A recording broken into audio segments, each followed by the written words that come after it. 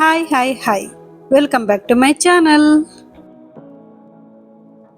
ಇವತ್ತು ನಮ್ಮ Muslim friends ಮಾಡ್ತಾರಲ್ಲ ಬಿರಿಯಾನಿ, ಆ ರೀತಿ ಬಿರಿಯಾನಿ ಮಾಡುವ ಅಂತ, ಅದರಲ್ಲೂ ಕ್ಲೇ ಪಾಟಲ್ ಬಿರಿಯಾನಿ ಮಾಡುವ ಅಂತ.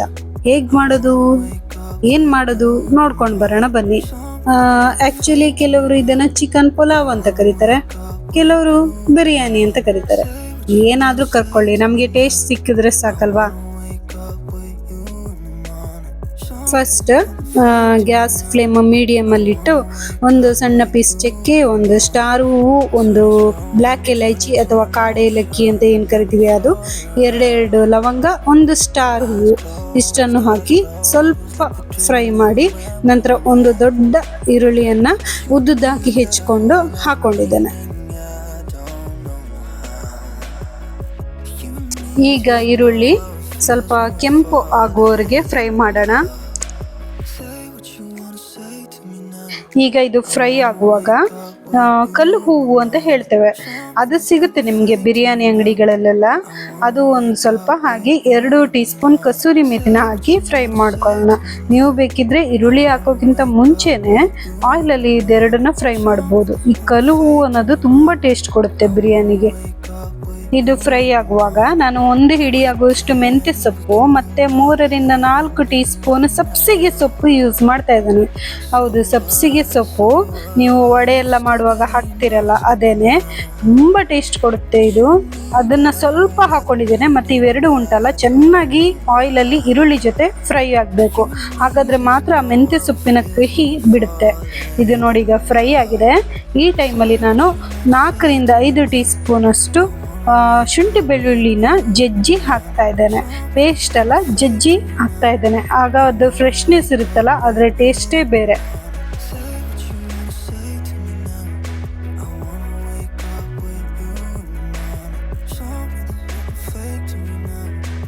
ಈಗ ಇದಿಷ್ಟು ಫ್ರೈ ಆಯ್ತಲ್ವಾ, ಈ ಟೈಮಲ್ಲಿ ನಾನು 2 ದೊಡ್ಡ ಟೊಮೊಟೊವನ್ನು ಉದ್ದುದಾಗಿ ಹೆಚ್ಚಿಟ್ಕೊಂಡು ಹಾಕ್ತಾ ಇದ್ದೇನೆ.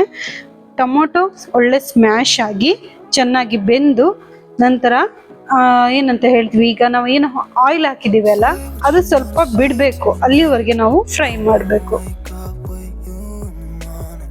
ಈಗ ನಾನು ಕಲ್ಲುಪ್ಪನ್ನ ಹಾಕ್ತಾ ಇದ್ದೇನೆ, ಸ್ವಲ್ಪ ಬೇಗ ಫಾಸ್ಟಾಗಿ ಬೇಯಲಿ ಅಂತ ಹೇಳಿ.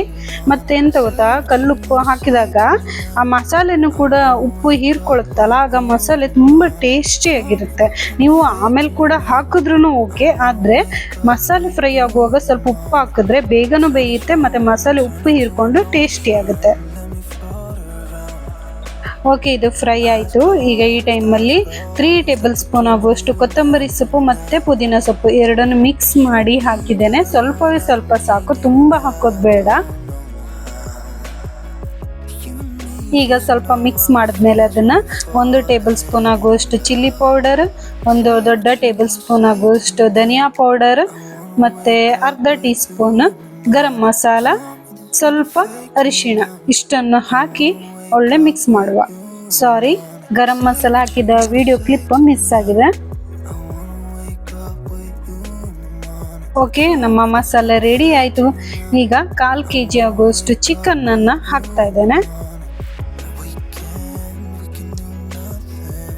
ಚಿಕನ್ ಹಾಕಿದ ನಂತರ ಒಂದು ಸಣ್ಣ ಕಪ್ಪಲ್ಲಿ ಮೊಸರನ್ನು ಬೀಟ್ ಮಾಡಿ ಹಾಕಿದ್ದೇನೆ. ಸ್ಪೂನ್ ಲೆಕ್ಕದಲ್ಲಿ ಹೇಳೋದಾದರೆ 4 ರಿಂದ 5 ಟೇಬಲ್ ಸ್ಪೂನ್ ಅಷ್ಟು ಮೊಸರನ್ನು ಬೀಟ್ ಮಾಡಿ ಹಾಕಿ ನಂತರ ಉಪ್ಪನ್ನು ಹಾಕ್ತಾ ಇದ್ದೇನೆ. ಚಿಕನ್ ಈಗ ಮಸಾಲೆ ಮತ್ತು ಉಪ್ಪು ಎರಡನ್ನೂ ಎಳ್ಕೊಳ್ಳೋದ್ರಿಂದ ನೀವು ಚಿಕನ್ ತಿನ್ನುವಾಗ ಸಪ್ಪೆ ಸಪ್ಪೆ ಅನಿಸೋದಿಲ್ಲ, ಒಳ್ಳೆ ಟೇಸ್ಟಿಯಾಗಿರುತ್ತೆ.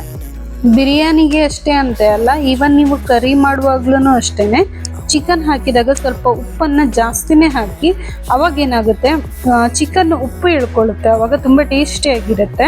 ನೀವು ಉಪ್ಪು ಕಡಿಮೆ ಹಾಕಿದಾಗ ನಿಮ್ಮ ಸಾರು ಟೇಸ್ಟಿಯಾಗಿರುತ್ತೆ, ಬಟ್ ನಿಮಗೆ ಚಿಕನ್ ಸಪ್ಪೆ ಸಪ್ಪೆ ಅನಿಸುತ್ತೆ. ಅದಕ್ಕೆ ಚಿಕನ್ಗೆ ಉಪ್ಪು ಹಾಕಿ ನಂತರ ನೀವು ಬೇಕಾದರೆ ಸಾರಿಗೆ ಉಪ್ಪು ಹೆಚ್ಚು ಕಡಿಮೆ ಮಾಡ್ಬೋದು. ಈಗ ಚಿಕನ್ ಅರ್ಧ ಬೆಂದಿದೆ. ಈ ಟೈಮಲ್ಲಿ ನಾನು ಹಸಿ ಬಟಾಣಿ, ನನ್ನ ಹತ್ರ ಫ್ರೋಝನ್ ಬಟಾಣಿ ಇತ್ತು, ಅದನ್ನು ಕೂಡ ಹಾಕ್ತಾ ಇದ್ದೇನೆ.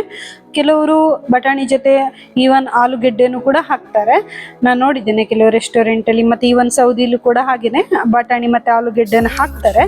ನಾನು ಇಲ್ಲಿ ಕೇವಲ ಬಟಾಣಿನೇ ಯೂಸ್ ಮಾಡಿದ್ದೇನೆ, ನಿಮಗೆ ಹಾಕದಿದ್ರೂ ಅಡ್ಡಿ ಇಲ್ಲ. ಈಗ ನೆನೆಸಿರೋ ಬಾಸ್ಮತಿ 1 ಪಾವುನಷ್ಟು ತಗೊಂಡಿದ್ದೆ, ಅದನ್ನು ಕೂಡ ಹಾಕ್ತಾ ಇದ್ದೇನೆ. ನಾನು ಅಕ್ಕಿನ ಬಿರಿಯಾನಿ ಪ್ರೋಸೆಸ್ ಸ್ಟಾರ್ಟ್ ಮಾಡುವಾಗಲೇ ನೆನೆಸಿದ್ದೆ. ಈಗ ಅದನ್ನು ಹಾಕಿದ್ದೇನೆ. ನಾನು ಬಿರಿಯಾನಿ ಪ್ರೋಸೆಸ್ ಸ್ಟಾರ್ಟ್ ಮಾಡಿ ಈಗ ಒಂದು 20 ನಿಮಿಷ ಆಗಿದೆ. ಯಾಕೆಂದ್ರೆ ಮೊದಲೇ ಎಲ್ಲ ಕಟ್ ಮಾಡಿ ಇಟ್ಕೊಂಡಿದ್ನಲ್ಲ, ಅದರಿಂದ 20 ನಿಮಿಷ ಆಗಿದೆ. ಈಗ ಅಕ್ಕಿ ನೆನೆಸಿ ಅದನ್ನು ಸೇರಿಸ್ತಾ ಇದ್ದೇನೆ. ಮತ್ತೆ ಇಲ್ಲಿ ನಿಮಗೆ ಅನ್ನ ಉದ್ರಾಗಿ ಬೇಕು ಅಂತ ಹೇಳಿದ್ರೆ ನೀವು ಈ ಟೈಮಲ್ಲೇ ಅಕ್ಕಿ ಹಾಕಿದ ನಂತರ ನೀರು ಸೇರಿಸೋಕ್ಕಿಂತ ಮುಂಚೆ ಒಂದು 2 ಟೈಮು ಮಿಕ್ಸ್ ಮಾಡ್ಕೊಳ್ಳಿ.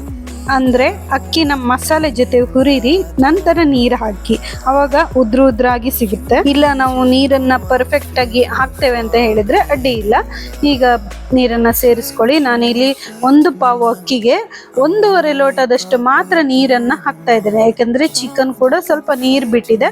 ಹಾಗೇನೆ ಅಕ್ಕಿನ ನೆನೆಸಿರೋದ್ರಿಂದ ನೀರಿನ ಅಗತ್ಯ ಅಷ್ಟು ಇಲ್ಲ. ಆದ್ರಿಂದ 1.5 ಲೋಟದಷ್ಟು ನೀರನ್ನು ಮಾತ್ರ ಹಾಕ್ತಾ ಇದ್ದೇನೆ. ಈ ಟೈಮಲ್ಲಿ ಉಪ್ಪು ಖಾರ ಕರೆಕ್ಟ್ ಆಗಿದೆಯಾ ನೋಡ್ಕೊಳ್ಳಿ. ನಂತರ ಮುಚ್ಚಿಡಿ, ಒಂದು ಕುದಿ ಬರಲಿ. ಇದು ಚೆನ್ನಾಗಿ ಕುದಿ ಬಂದ ನಂತರ ಲೋ ಫ್ಲೇಮಲ್ಲಿ ಇಟ್ಟು, ನಿಮ್ಮ ಹತ್ರ ಸಿಲ್ವರ್ ಫಾಯಿಲ್ ಇದ್ದರೆ ಸಿಲ್ವರ್ ಫಾಯಿಲಲ್ಲಿ ಕವರ್ ಮಾಡ್ಬೋದು. ಇಲ್ಲಾಂದರೆ ಸ್ವಲ್ಪ ಗೋಧಿ ಹಿಟ್ಟನ್ನು ನೀರು ಹಾಕಿ ಮಿಕ್ಸ್ ಮಾಡಿ ಹಿಟ್ಟು ರೀತಿ ಮಾಡಿ ಅದರಲ್ಲೂ ಕೂಡ ದಮ್ ಕಟ್ಬೋದು. ನಾನಿಲ್ಲಿ ಸಿಲ್ವರ್ ಫಾಯಿಲ್ನ ಯೂಸ್ ಮಾಡ್ತಾ ಇದ್ದೇನೆ. ಹಾಗೆ ಸ್ಟೀಲ್ ಬಾಕ್ಸಲ್ಲಿ ನೀರು ತುಂಬಿಟ್ಟು ಅದರ ಮೇಲೆ ದಮ್ ಕಟ್ಟಲಿಕ್ಕೆ ಬಿಡ್ತೇನೆ. ಈಗ 15 ಮಿನಿಟ್ಸ್ ಆಯಿತು. ಅನ್ನ ಬೆಂದಿರುತ್ತೆ. ಈಗ ನೀವು ನೋಡ್ಬೋದು.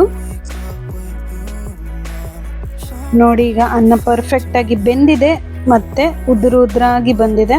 ಇದಕ್ಕೆ ಮೇಲ್ಗಡೆ ಸ್ವಲ್ಪ ಕೊತ್ತಂಬರಿ ಸೊಪ್ಪನ್ನು ಉದುರಿಸಿ ಮಿಕ್ಸ್ ಮಾಡ್ತಾ ಇದ್ದೇನೆ. ಯಾಕಂದರೆ ಮಸಾಲೆ ಒಂದೇ ಕಡೆ ಆಗಿದ್ರೆ ಎಲ್ಲ ಕಡೆ ಸ್ಪ್ರೆಡ್ ಆಗಲಿ ಅಂತ. ನೋಡಿ, ಅನ್ನ ಪುಡಿ ಆಗಿಲ್ಲ, ಪರ್ಫೆಕ್ಟಾಗಿ ಶಾವಿಗೆ ರೀತಿಯೇ ಬಂದಿದೆ.